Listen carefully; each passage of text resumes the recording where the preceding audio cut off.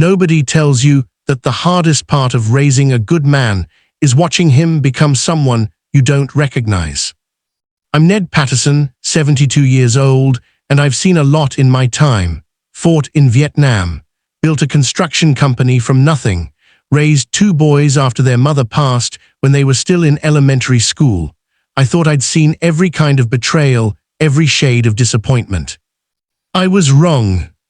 It started 4 months ago, on a Tuesday morning that seemed like any other.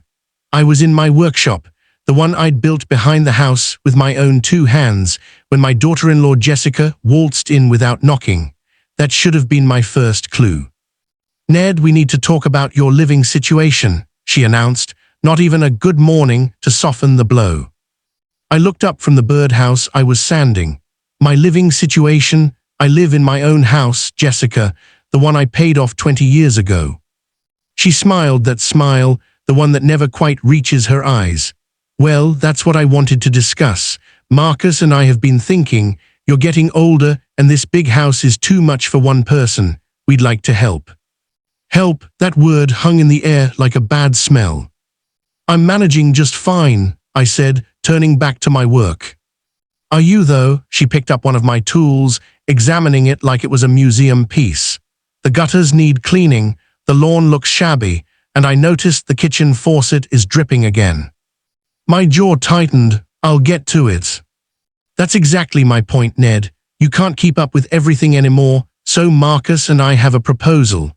She set down the tool and pulled out her phone, scrolling through something.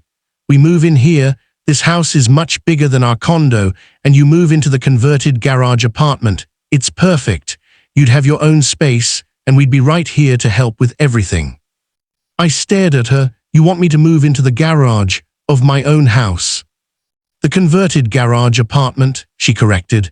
"And in exchange for reduced rent, let's say $500 a month to cover utilities, you could help out around the property. Landscaping, minor repairs, maybe some handyman work. It's really a win-win." The words hit me like a sledgehammer. My son's wife was trying to turn me into the hired help in my own home. "Where's Marcus?" I asked quietly. "At work, but we've discussed this thoroughly, and he agrees it's the best solution for everyone." "Get out of my workshop, Jessica." Her expression hardened. "Don't be stubborn, Ned. We're trying to help you age with dignity." "Dignity? You want to charge me rent to live in my garage and mow my own lawn? Get out." She left, but that wasn't the end of it. That evening, Marcus showed up. My oldest boy, the one I'd coached in Little League, taught to drive, put through college. He stood in my living room with his hands in his pockets, looking everywhere but at me. "Dad, Jessica told me about your conversation." "Did she tell you she wants me to pay rent to live in my own garage?" "It's not like that." "Then what's it like, son? Explain it to me." Marcus ran a hand through his hair, a gesture I recognized from his teenage years when he was about to say something he knew I wouldn't like. "You're 72, Dad. This house is too much. We're worried about you, and honestly, Jessica and I need more space. We're planning to start a family, and our condo is too small. So buy a bigger house." "In this market, do you know what mortgage rates are right now?" He finally met my eyes. "You have this huge house that you don't need. We need space for kids. It makes sense. And the $500 a month, the handyman work." He shifted uncomfortably. "Well, you'd still be living here. It's only fair you contribute something, and you've always loved working with your hands," Jessica thought. "Jessica thought," I interrupted. "What do you think, Marcus?" "Silence. That silence told me everything." "You should be grateful," he finally said. "Grateful that we care enough to make sure you're looked after. Grateful that we're willing to let you stay here at all instead of suggesting assisted living. A lot of people your age don't have family who cares." Grateful, that word burned worse than anything Jessica had said. "Get out," I whispered. "Dad." I said, "Get out of my house." He left, and for the next week I didn't hear from him. Not a call, not a text, nothing. I thought about their proposal every day. Thought about how I'd raised that boy alone after his mother died. How I'd worked double shifts so he could go to college debt-free, how I'd taught him everything I knew about being a man of integrity. And now he wanted me to be grateful for being demoted to tenant and groundskeeper in my own home. My younger son, Danny, called from Seattle when he heard about it. "Dad, you can't be serious. Tell them to go to hell." "It's Marcus's choice," I said. "It's Jessica's manipulation. Marcus was never like this before he married her." He was right. Marcus had changed over the 3 years he'd been with Jessica, slowly, subtly, until I barely recognized the man he'd become. But he was still my son, and some part of me wanted to believe he'd come to his senses. He didn't. Instead, they started showing up at family events, the ones they couldn't avoid, and acting like nothing had happened. Jessica would smile her cold smile and ask how I was doing in that big house all alone. Marcus would avoid eye contact and leave early. 3 months passed. I threw myself into my workshop, into my routines, into anything that would keep me from thinking about the son I'd lost. Then came last Tuesday, 4 months after Jessica's initial proposal. I was at the hardware store picking up sandpaper when I ran into Tom Brennan.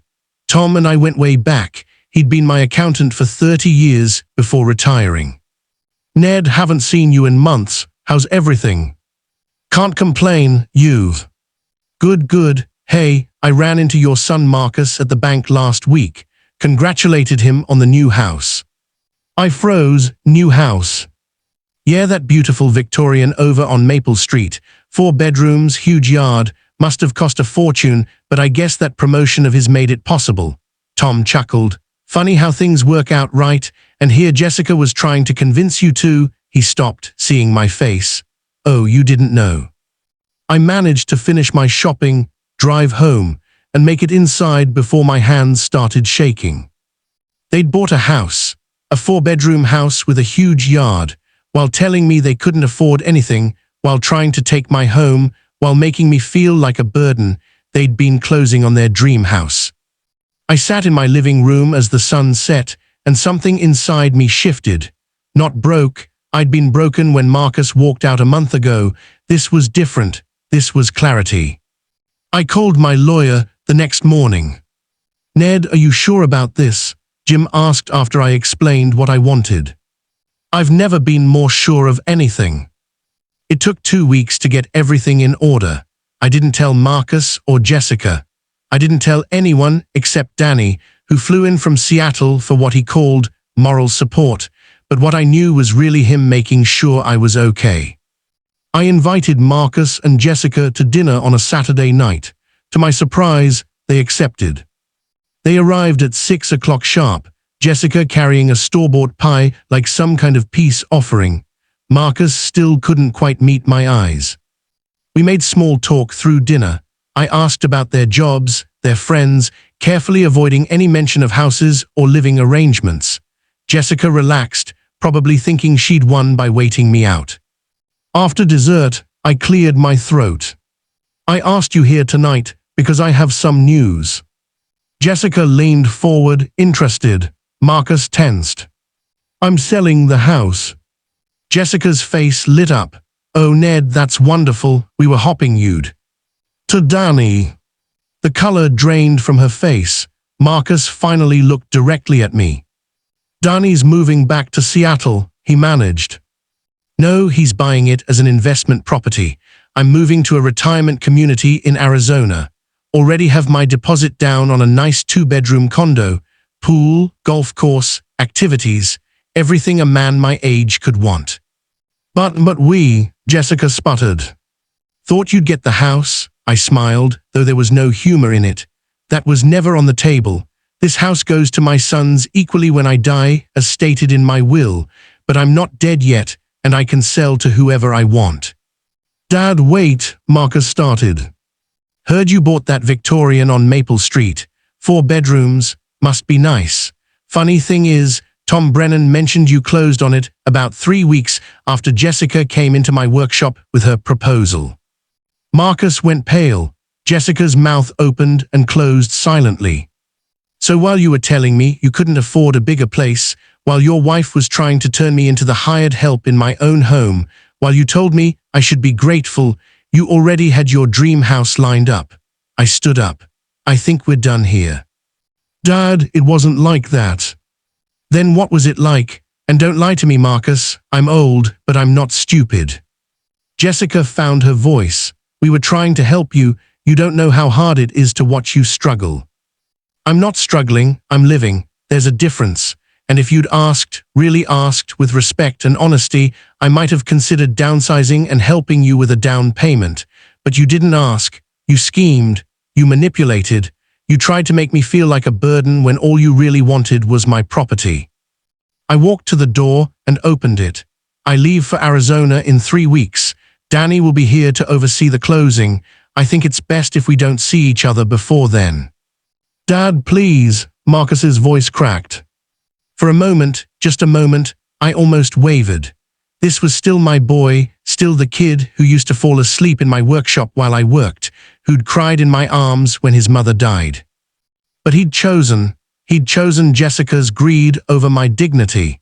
He'd chosen to watch me grovel instead of standing up for what was right. You told me to be grateful, I said quietly, so I am. I'm grateful I found out who you've become before it was too late. I'm grateful for a son who still knows what loyalty means. I looked at Jessica, then back at Marcus. And I'm grateful I taught you well enough that maybe someday you'll remember what I tried to show you about being a man.